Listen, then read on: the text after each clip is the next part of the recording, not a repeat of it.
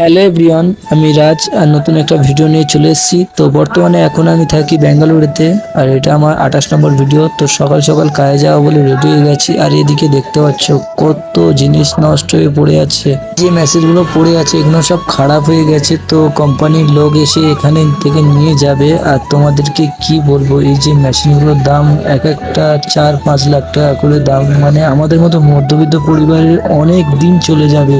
তো আজ যেহেতু সানডে, ওই জন্য করে কম লোক কাজে এসছে আর পুরোটা ফাঁকা। তো আমরা এই যে ছোট যে প্লাস্টারটা আছে এটা করেই আমরা আবার রুমে চলে যাব।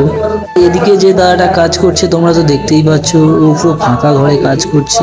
আর ফাঁকা ঘরে কাজ করার মজা এটা হলো যে কেউ বলার লোক মতো কেউ আসে না, তো কেউ নেই এখানে, তো নিজের মর্জি মতো কাজ করতে পারে। ওদিকে মিস্ত্রি কাজ করছে আর এদিকে আমি ঘুরতে চলে এসেছি। তো যেহেতু আজকে সানডে, ওই জন্য করে বলার মতো কেউ নেই, কোনো চাপও নেই। আর এদিকে আসার পর দেখতে পেলাম যে মিস্ত্রির কাজ হয়ে গেছে, তো আমাকে ছাড়া কাজ হয়ে গেছে। তো আমি এখানে কি করবো আর।